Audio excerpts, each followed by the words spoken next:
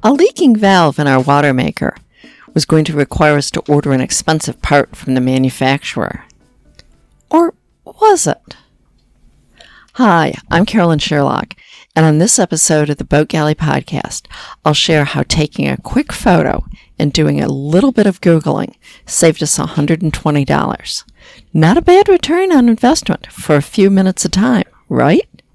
Here, I'll tell you what we did. Today's episode of the Boat Galley Podcast is sponsored by Sailrite, the one-stop shop for all your do-it-yourself canvas and upholstery projects.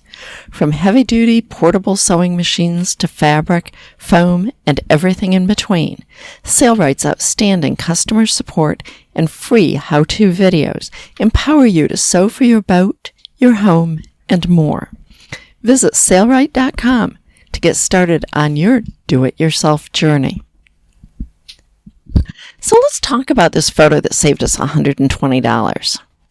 It was a valve from our water maker, known as the Clean Prime valve.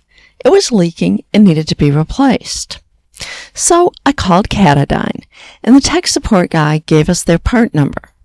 I asked if it was something that we could buy locally, and he said, no, you need to order it from us. He transferred my call to the parts department. It would cost $157 plus tax and shipping. I said I wanted to think about it. The handle on the top of that valve said Swagelok, but it didn't show a part number. We didn't want to remove the valve until we were ready to install the new one. The water maker was working, although water was seeping out and air was coming in around the valve, but it still could work. I couldn't see the sides and the bottom of the valve with where it was installed, but I could get my camera into the compartment. I couldn't really see what I was aiming at or whether the camera was even focused, but I took a slew of photos and brought them up on the computer where I could enlarge and enhance the good ones. Lo and behold, I found the part number. Checking the Swagelok website, it certainly looked correct. So I called the South Florida dealer, and he had the part for $98 and tax and shipping. Okay, that was better.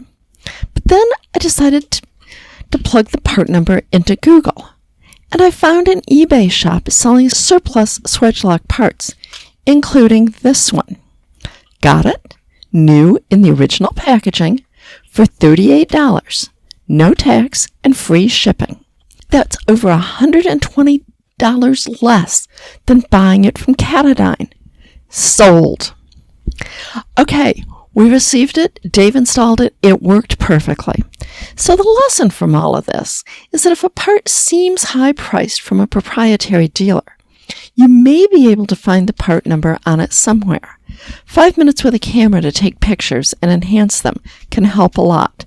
And with the original manufacturer part number, you're not locked into a single source.